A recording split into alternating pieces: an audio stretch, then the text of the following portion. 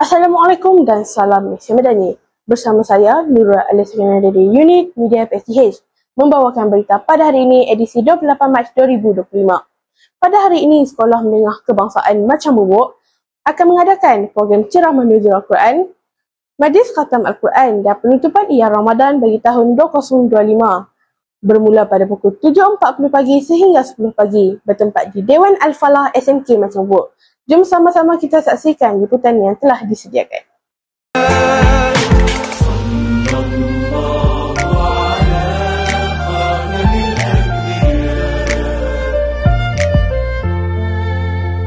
Muhammad rahmatul lil alamin Muhammad ya nur al-hilal aqbil ta'al فالشوق طال والقلب سما نحو السماء مترنما. Saya percaya adik-adik sekalian dah pun selalu dengar orang kata nuzul Quran, nuzul Al-Quran. Adakah saya betul?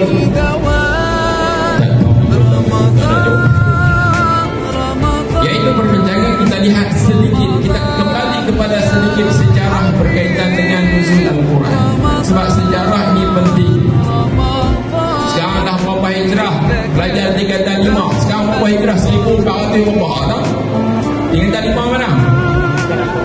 1400? Tak tahu kan? Iaitu turunnya Al-Quran. Allah sebut syahrul Ramadan alladhi unzila fihi al-Quran. Bulan Ramadan, bulan yang diturunkan.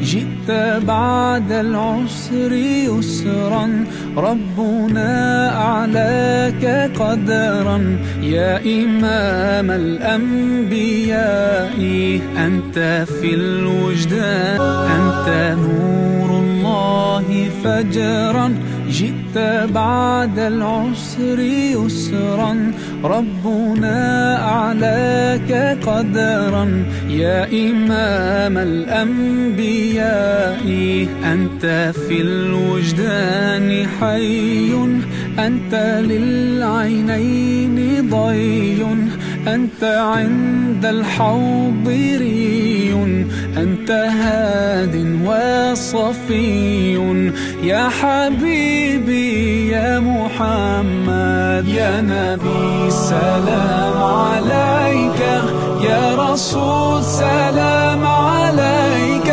يا حبيب سلام عليك صلوات الله عليك يا نبي سلام عليك يا رسول سلام. Sekian sahaja liputan pada hari ini. Dapatkan perkembangan terkini dan sahih sepanjang masa melalui saluran TV PTH. Assalamualaikum dan salam Malaysia Madani.